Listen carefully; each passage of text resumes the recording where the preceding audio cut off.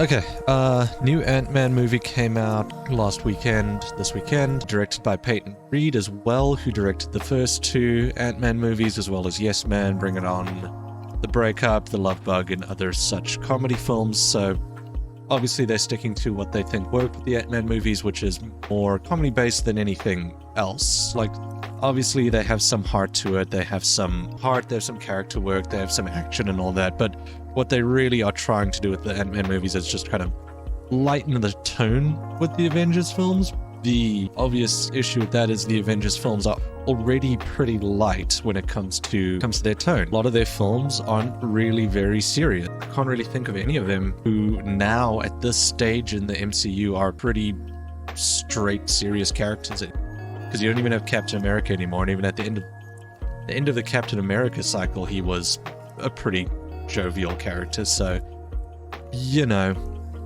it doesn't feel like a fun little garnish to the recipe. It just feels like you're just throwing more shit at the wall that's already there. It's just more of it. So, you know, already they don't really feel like they're anything special. I guess the big gimmick about this was that this introduces Kang the Conqueror, I think it is, who is the big bad who was in Loki beforehand, which was kind of like his big thing that set him up as a character, which I watched the Loki TV show, but I don't really remember too much about the Kang the Conqueror character or what his big significance is, but from what I understand, what I've been told is he's going to become the next threat to the Avengers going forth. So this Ant-Man movie kind of sets that up. First Ant-Man movie I had a lot of fun with. It's a completely fun, completely ineffectual Avengers movie that creates a comedy heist film within the MCU and kind of expands a little bit by giving Ant-Man something to do, bring a new character in. This was just after the second Avengers movie, if I'm not wrong. So at that point, they were trying to like expand their wings a little bit. They were just trying to break out of that core group. So Ant-Man was one of the first big characters to get his own movie. And for what it was completely fun little silly thing with Michael Pena was in it, and he was one of the best parts of it. Second Ant-Man movie is one of my least favorite MCU movies. I just think very dull, very boring, really nothing of consequence happens in it. I don't think it's very funny. I don't think the action's very good. I have pretty similar feelings about this one as well. To get to the actual plot synopsis, what happens is, at the end of the second film, they get accidentally teleported into the quantum realm because of some issue with the science experiment that Ant-Man's daughter was doing with her grandpa, Ant-Man's father-in-law, or some kind of relative, and they get sucked in there and they are trying to escape. But the quantum realm is kind of like where the Wasp's mom was stuck in for decades, a long time. And then in that you find out that she had a whole relationship with Kang the Conqueror, and she destroyed all of his stuff so he can't get out of it. But what's happened is he's developed decades of technology within the quantum realm. And what it leads to is very stale, very standard MCU kind of action where they have to try and stop the big bad guy from doing his big bad guy stuff so that they can escape and save the quantum realm.